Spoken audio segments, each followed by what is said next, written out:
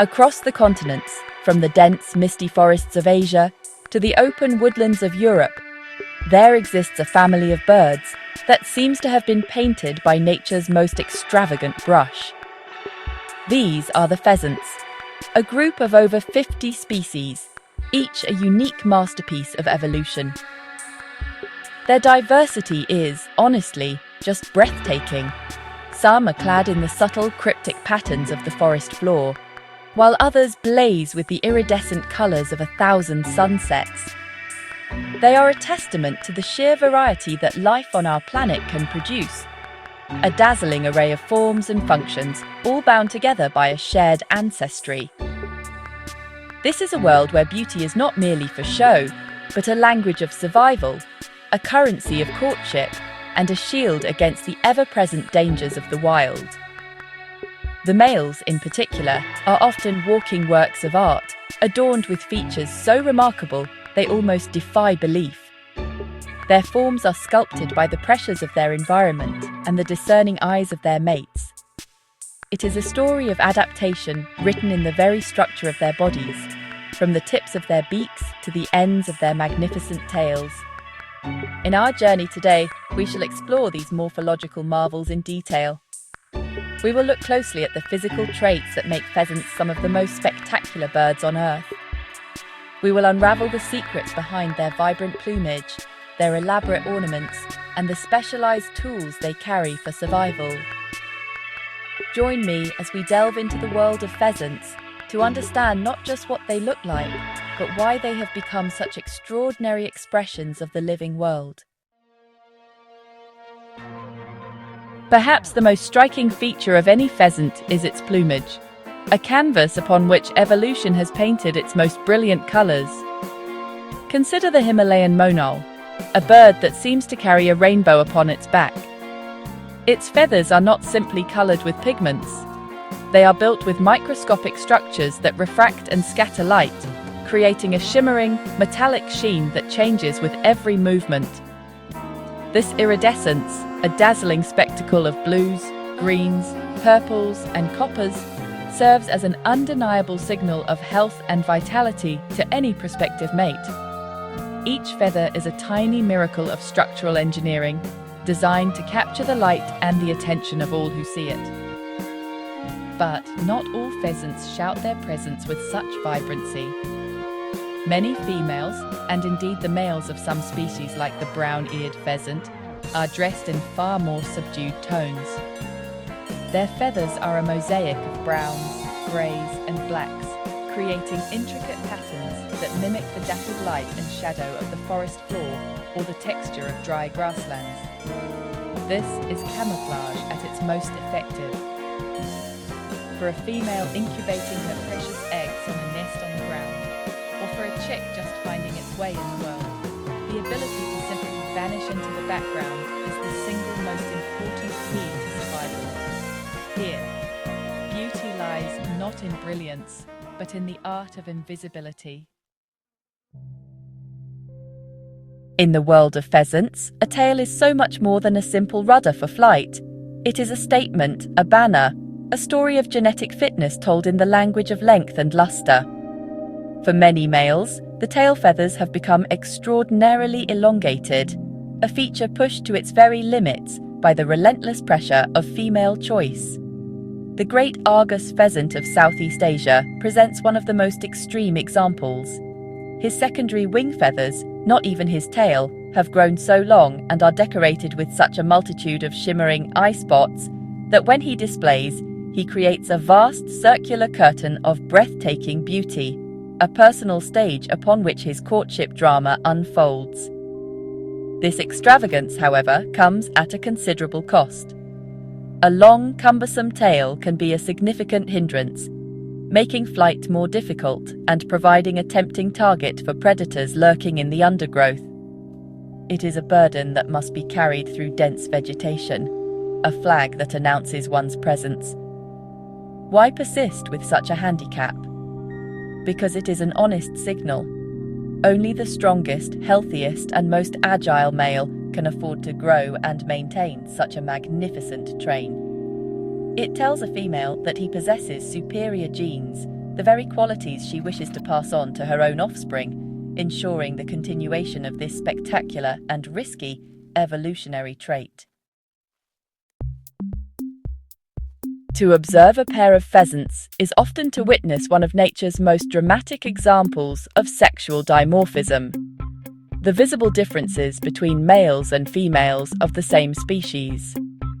The male, the cock, is frequently a riot of colour and ornamentation. He is the one with the glistening plumage, the long flowing tail, and the elaborate headgear. He is designed to be seen, to stand out from the crowd and compete for the right to reproduce. His entire appearance is a billboard advertising his genetic quality, a vibrant and risky strategy in a world full of predators.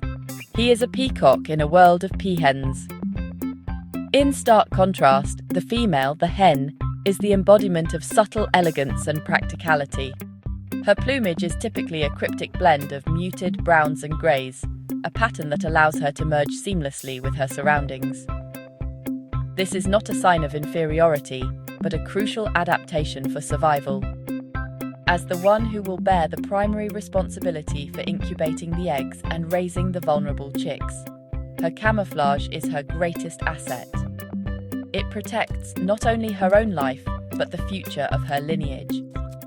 While the male plays the part of the showman, the female is the quiet survivor, the guardian of the next generation.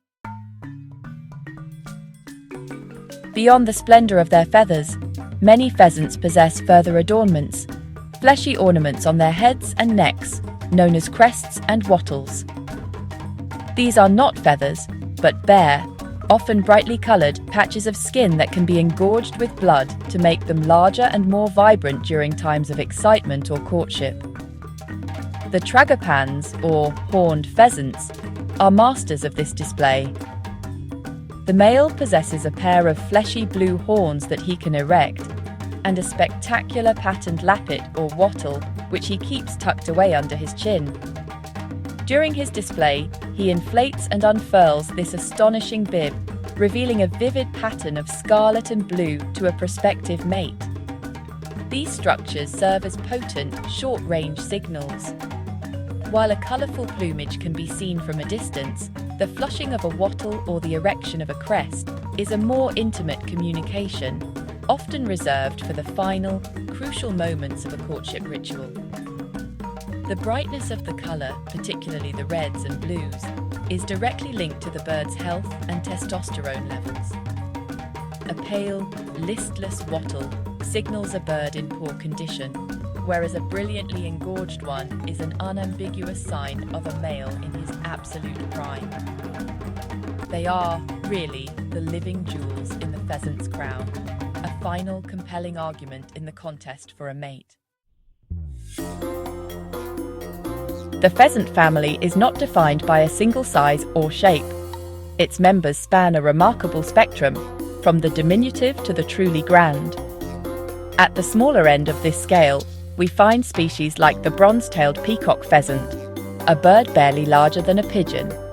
Its small stature allows it to navigate the dense undergrowth of its forest home with agility, darting between tangled vines and roots in search of fallen fruits and insects. This compact form is an advantage in a cluttered environment, enabling it to exploit resources and find refuge in places inaccessible to larger creatures. Every gram of its body is optimized for a life lived in the shadows of the forest floor. At the other extreme stands the Indian peafowl, the bird most people know as the peacock. The male is one of the largest flying birds on the planet, not just in body mass but in sheer volume, especially when his colossal train is taken into account. This great size is a product of a different evolutionary pressure. In the more open habitats it prefers, a larger body can be an advantage in defending a territory and intimidating rivals. It is a physical manifestation of dominance. This incredible variation, from the tiny peacock pheasant to the magnificent peafowl, demonstrates the family's remarkable adaptability, moulding their very size and mass to suit the unique demands of their corner of the world. A bird's beak is its knife and fork, its spade and its chisel, a multi-purpose tool shaped by millions of years of dietary specialization. Among the pheasants, this principle is elegantly displayed. Many species, like the familiar ring-necked pheasant, possess a short, stout, and slightly curved beak. This is the perfect generalist's tool, strong enough to dig in the soil for roots and tubers, sharp enough to pick up seeds and grains, and robust enough to tackle the occasional insect or small invertebrate. It is a versatile design that has allowed these birds to thrive in a wide variety of habitats, from farmland to woodland edges, by making use of whatever food is seasonally available. In contrast, some pheasants have evolved more specialized beaks for a more particular diet. The blood pheasant, which lives high in the mountains of the Himalayas, has a shorter, more delicate beak. This is perfectly suited to its diet, which consists largely of mosses, lichens, and the tender shoots of fir trees found at high altitudes. It doesn't need the brute force of a digging tool, but rather the precision to pluck its preferred food from rocks and branches. This subtle but significant variation in beak shape across the family is a clear illustration of how a single ancestral form can be modified and refined to unlock the nutritional potential of countless different environments. On the back of the legs of most male pheasants, there is a formidable weapon. It is a sharp, bony projection known as a spur. In young birds, it is merely a small nub, but as a male matures, it grows into a dagger-like instrument, sometimes over an inch long. These are not ornamental, they are weapons of war, honed for the intense, often violent competition between males for access to territories and mates. When posturing and display fail to resolve a dispute, the conflict can escalate into a physical battle, and it is here that the spurs come into play. They are the tools of gladiatorial combat in the avian world. During a fight, males will leap at each other, striking with their feet in a flurry of motion, aiming to drive these sharp spurs into the body of their opponent. Such battles can be bloody, and a well-aimed strike can inflict serious injury or even death. The length and sharpness of a male's spurs can be an indicator of his age, experience, and fighting prowess. A male with long, battle-tested spurs is a formidable opponent, and his very presence may be enough to deter younger, less experienced rivals. The spurs are a stark reminder that behind the breathtaking beauty of these birds lies a world of fierce competition, where survival and the chance to reproduce must be fought for. We have journeyed through a world of incredible form and function, witnessing the sheer artistry of evolution in the pheasant family. From the structural colour of a monal's plumage to the formidable spurs on a fighter's legs, every feature tells a story. The extravagant tails, the vibrant wattles, the differences in size and the shape of a beak, these are not random flourishes. They are precise and elegant solutions to the fundamental challenges of life: to eat, to avoid being eaten, to attract a mate, and to ensure the survival of the next generation. Each trait is a piece of a complex puzzle, fitting together to create an organism perfectly adapted to its specific place in the world. This remarkable diversity of physical traits is the very engine of their success, allowing them to inhabit an astonishing range of environments, from the highest mountains to the densest jungles. The quiet, camouflaged hen and the brilliant, conspicuous cock are two sides of the same evolutionary coin, a strategy that balances the need for safety with the drive to reproduce. The pheasant family is a living library of adaptive design, a testament to the power of natural and sexual selection to sculpt life into its myriad beautiful forms. They are, in every sense, a morphological marvel. The world of pheasants is as deep as it is dazzling, and we have only scratched the surface of their wonders. Every species, and indeed every feature, has its own unique story. Now, I invite you to become part of this exploration. Which of these remarkable physical traits did you find most fascinating? Was it the intricate beauty of the great Argus's display, the practical elegance of the female's camouflage, or the raw power of the male's spurs? Share your favorite pheasant feature in the comments below, and let us continue to celebrate the incredible diversity of life on our planet.